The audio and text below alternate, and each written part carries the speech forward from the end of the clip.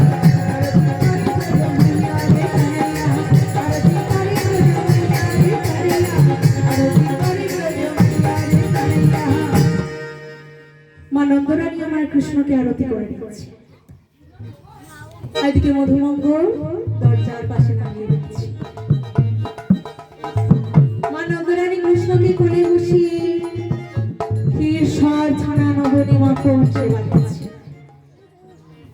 এদিকে মধুমঙ্গল দরজার পাশ থেকে আস্তে করে ডাকছে, কৃষ্ণ বন্ধু,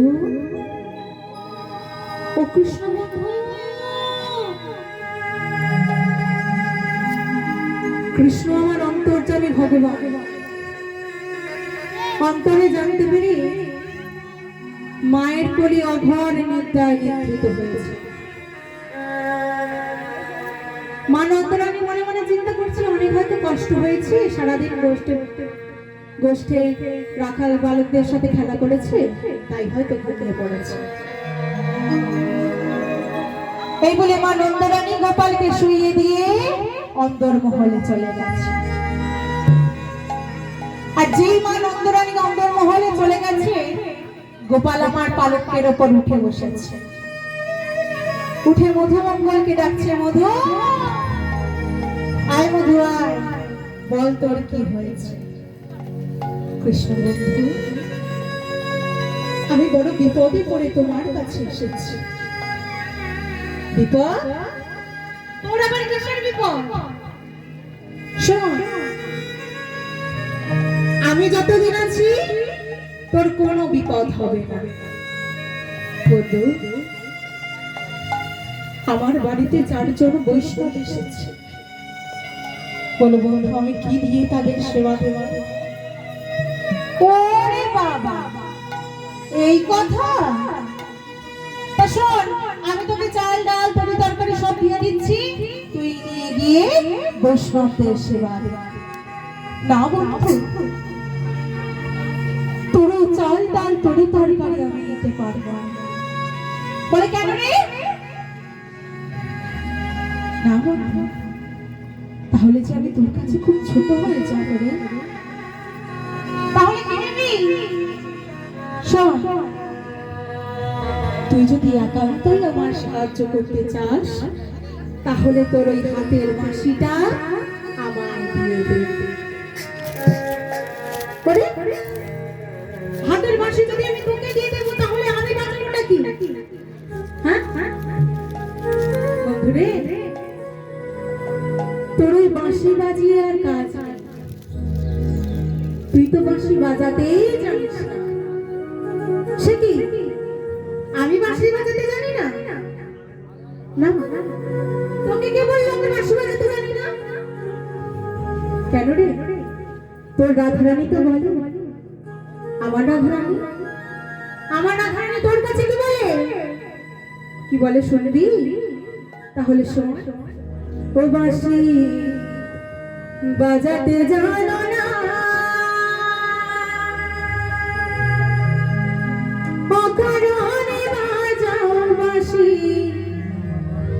পরাণে মানে না গো, পরাণে মানে না বাঁশি, বাঁশি বাজাতে জানো না।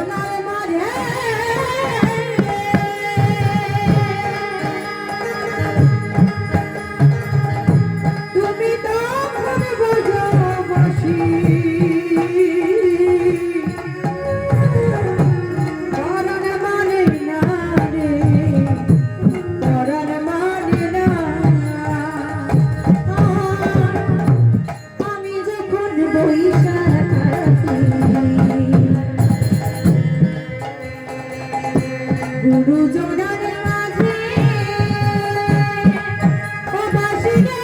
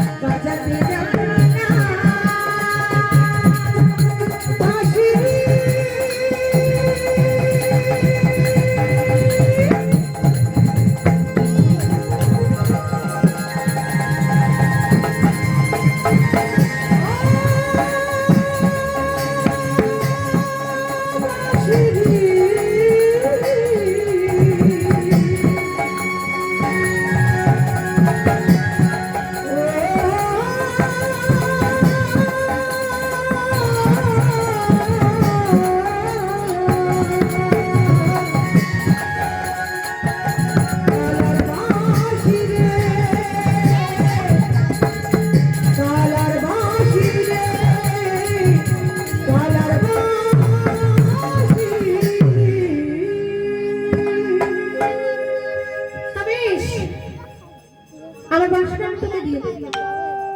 তার আগে শুনি তুই আমার বাঁশিটা নিয়ে কি করবি? তোমার বাঁশি নিয়ে আমি কি করব?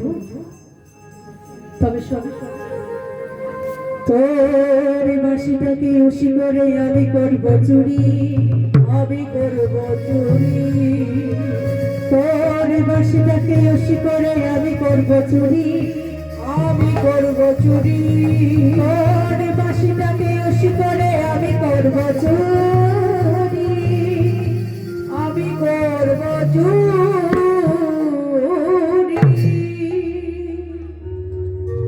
শিখিনি বাঁশিটা উশি করি মানে বাঁশি কি কখনো উশি হয় নাকি? তবে সেদিন কেন হয়েছিল? কি মানে কৃষ্ণের হাতের বাঁশি কোন দিন উশি হয়েছিল? হ্যাঁ, কোন দিন নয় না? তাহলে চলুন আমরা একটু জেনে নিই। যেদিন রাধারানী আমার ললিতা, বিশাখা, চিত্রা, চম্পকলতা, ইন্দুরেখা, রঙ্গদেবী, সুদেবী, তুঙ্গরী আদি অষ্টসখী কিনা, হ্যাঁ, সবাইকে সঙ্গে নিয়ে কোথায় চলেছিলেন? নিকুঞ্জের বনে। রাধারানী অষ্টসখী পরিবর্তিত হয়ে নিকুঞ্জ বনে চলেছিলেন। তোমার রাধারানী চলেছেন কেমন ভাবে চলেছেন? চলু রে চলু রে চলু রে আমার রাধা বিনোদে, চলু রে চলু রে আমার রাধা বিনোদে, চলু রে চলু রে আমার রাধা বিনোদে, চলু রে রাধা বিনোদে, চলু রে চলু রে আমার রাধা বিনোদে, চলু রে চলু রে আমার রাধা বিনোদে। চলিল রাধারানী মনেতে ঘোমটা টানে, চলিল রাধারানী মনেতে ঘোমটা টানে, চলিল রাধারানী মনেতে ঘোমটা টানে, চলিল রাধারানী মনেতে ঘোমটা টানে। তো মা, আপনারা যখন ঘোমটা দেন কোন দিক থেকে কোন দিকে দেন? হ্যাঁ, কোন দিক থেকে কোন দিকে দেন? ও বাবা, মা আমার দিয়ে দেখে নিচ্ছে। তোমার কোন দিকে? হ্যাঁ, ঘোমটা দেওয়ার যুগ চলে গেছে না, ওই জন্য বুঝলেন, ওই জন্য ভুলে গেছে। বাম দিক থেকে ডান দিকে, কি তাই তো? তা রাধা রানী কেমন ভাবে দিচ্ছে? চলিল রাধা রানী বামেতে ঘোমটা টানি, চলিল রাধা রানী বামেতে ঘোমটা টানি, চলিল রাধা রানী বামেতে ঘোমটা টানি, চলিল রাধা রানী বামেতে ঘোমটা টানি। আজি চলিল রাধা রানী বামেতে ঘোমটা টানি, চলিল রাধা রানী বামেতে ঘোমটা টানি, চলিল রাধা রানী বামেতে ঘোমটা টানি। কি হচ্ছে? কত সাধে বাড়াইল পা ধরি রে, কত সাধে বাড়াইল পা ধরি রে, কত সাধে বাড়াইল পা ধরি রে, কত সাধে বাড়াইল পা ধরি রে। তা প্রাণের সখী ফুল ডালা লইয়া, ললিতা প্রাণের সখী ফুল ডালা লইয়া, ললিতা প্রাণের সখী ফুল ডালা লইয়া, ললিতা ফুল ডালা লইয়া। তারা কি করছে? হেতা হোতা ফুল মনে চলে না না রাধে, হেতা হোতা ফুল মনে চলে না না রাধে,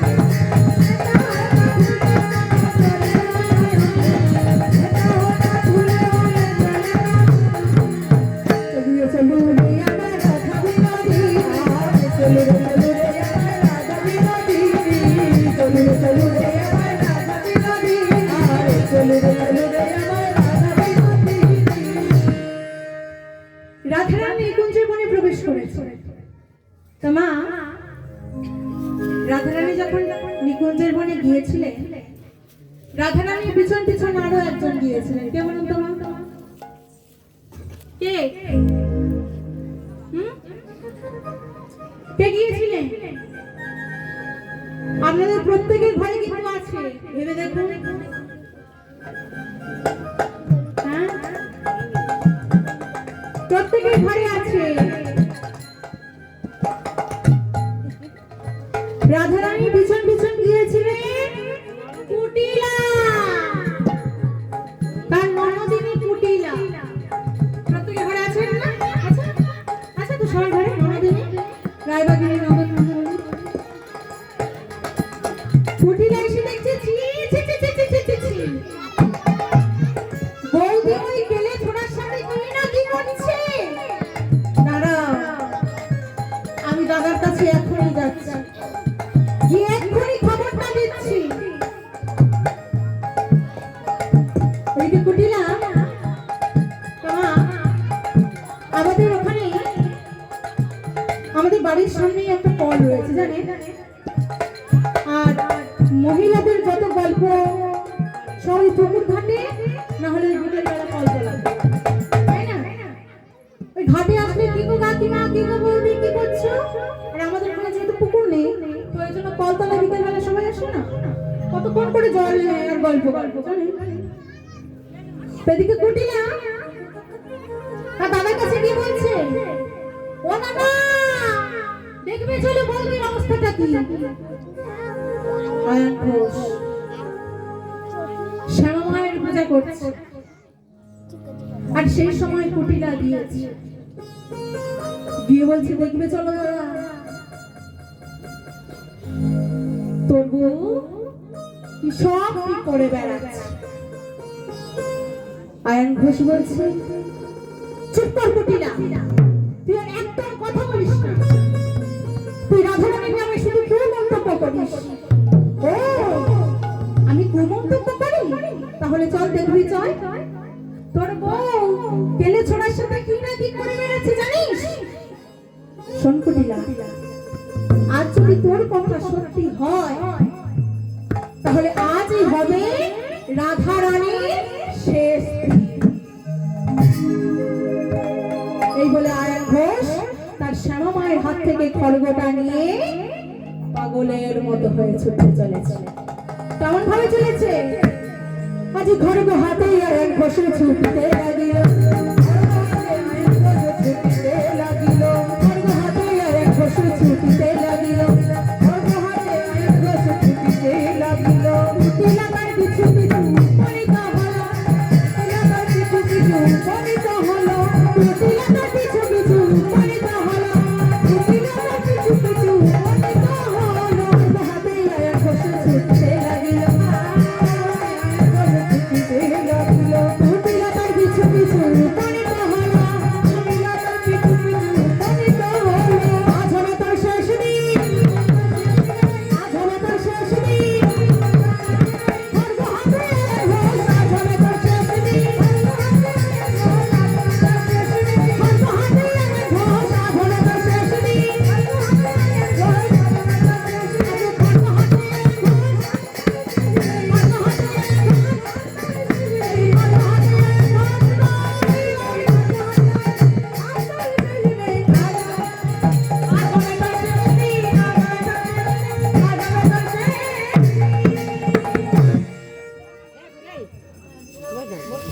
ওদিকে ললিতা বিশাখা সবাই মিলে রাধারানীর কাছে গিয়ে বলছে, ও রাধে, রাধের সর্বনাশ হয়ে গেছে। কিরে কি হলো? সর্বনাশ মানে? হ্যাঁ, শোন, তোর ননদিনী কুটিলা তোর স্বামীকে ডেকে নিয়ে আসছে, এবার তুই ভাব কি করবি? রাধারানী বলছে, এত চিন্তা কিসের? তিনি যখন আমাদের সঙ্গে রয়েছে তাহলে আর কোনো ভয় নেই। তখন কৃষ্ণ আমার রাধারানীকে বলেছিলেন, হে রাধে, তোমরা ফুল পুষ্প নিয়ে আমার পায়ে অর্পণ করো, আর আমি এই নিধুবনে কালী মূর্তির ধারণ করব। তখন রাধারানী আমার কি করলেন? ফুল পুষ্প নিয়ে অর্পণ করেছে, আর ওই নিধুবনে গোবিন্দ আমার জীব বের করে ধারণ করেছিলেন কালী মূর্তি। এদিকে কুটিলা তার দাদা আয়ন ঘোষকে ডেকে এনেছে। আয়ন ঘোষকে ডেকে বলছে, দেখ দাদা, তোর বই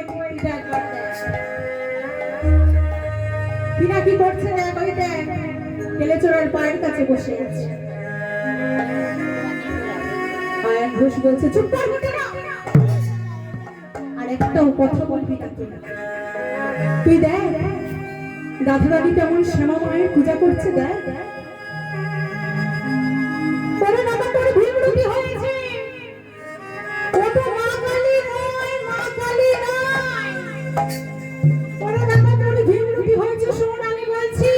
ও মা কালী নয় বাবা কালী, মা কালী নয় বাবা কালী, দাঁড়িয়ে আছে কালো শশী, মা কালী নয় বাবা কালী,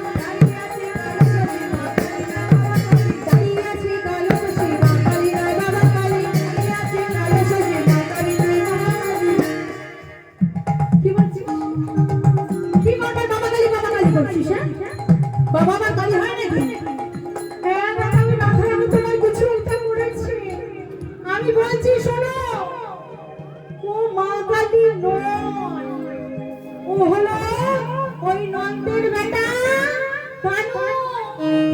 চুপ কর, আর একটা কথা বলবি না, বেরিয়ে যা, দূর হয়ে যা। ও কথা শোনো, ও মা কালী নয় বাবা কালী, মা কালী নয় বাবা কালী,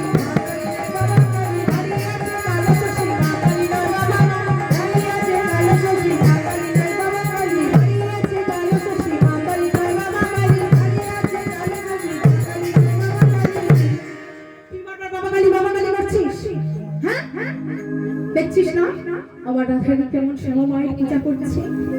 যা দূর হয়ে যা, চোখের সামনে থাকে। এই বলে কুটিলাকে তাড়িয়ে দিয়ে আয়ন ঘোষ তার শ্যামা মায়ের চরণে লুটিয়ে পড়েছে, তার শ্যামা মায়ের চরণে লুটিয়ে পড়েছে আর বলছে, মাগো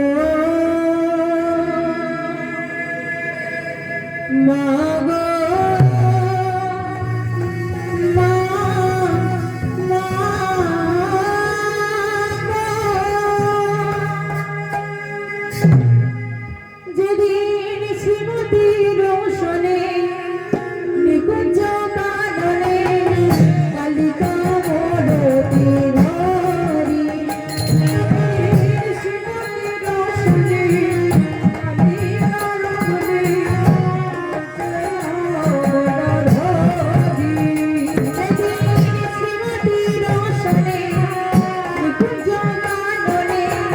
কালিকা মোরতি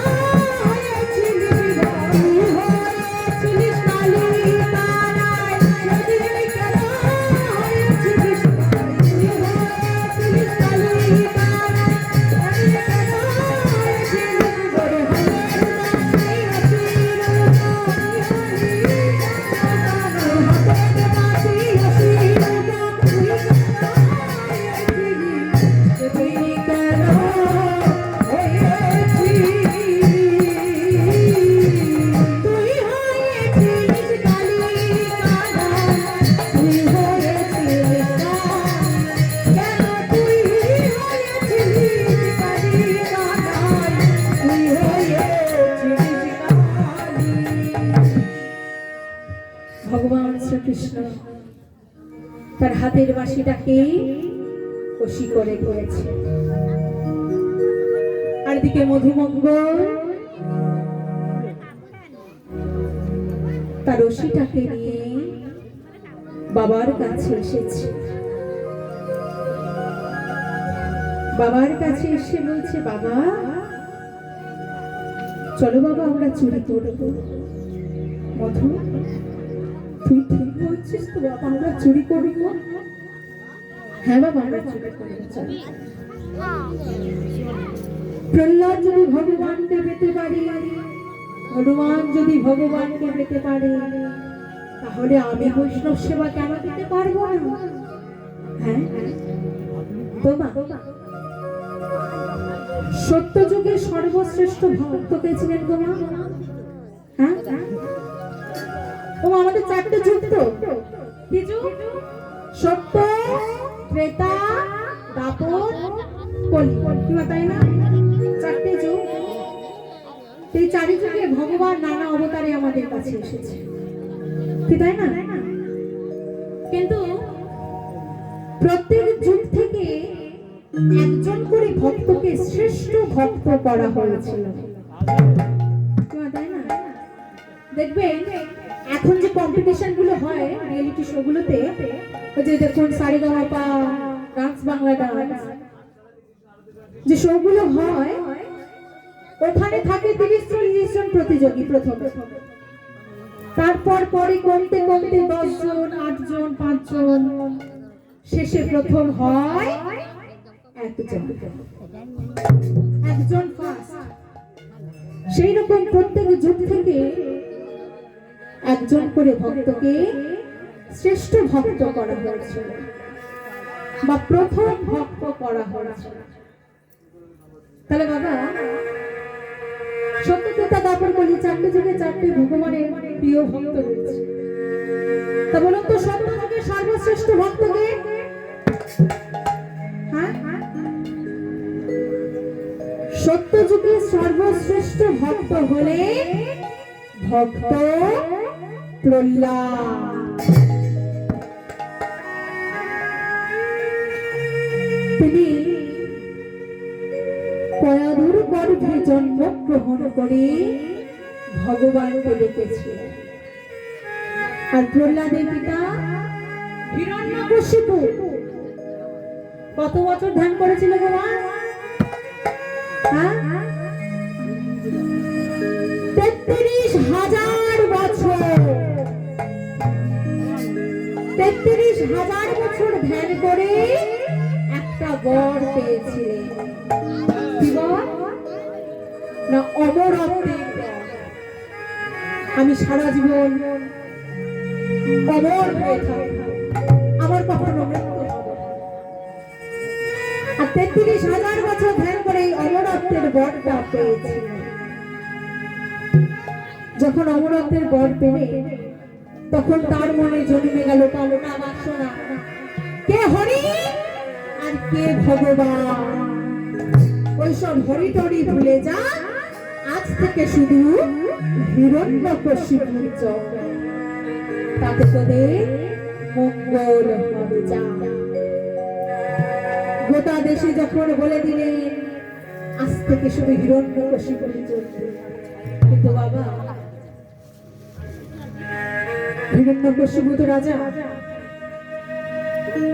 ভয় যখন প্রজারা সবাই ভিতর সবাই হরির নাম ত্যাগ করে দিয়েছে, কিন্তু সর্ষের মধ্যে হলো ভূত। নিজের ছেলে প্রহ্লাদ কয়াদুর গর্ভে জন্মগ্রহণ করে ছোট থেকে হয়ে গেল হরি ভক্ত। অনেক শাসন, অনেক বাঁধন, কিন্তু কোনো কিছুতেই যখন কিছু হলো না, হিরণ্যকশিপুর দুজন প্রহরীকে ডেকে বললেন, এই শোন, আমার ছেলেকে তোরা উঁচু পাহাড়ের ওপর থেকে ফেলে দে। ওমা উঁচু পাহাড়, প্রহ্লাদকে যখন উঁচু পাহাড়ের ওপর দিয়ে আছে, প্রহ্লাদ শুরু বলছে, হে ভগবান, তুমি এত কোমল, উঁচু পাহাড়ের ওপর থেকে যখন প্রহ্লাদকে ফেলে দিয়েছে, প্রহ্লাদ বলছে, হে ভগবান, হে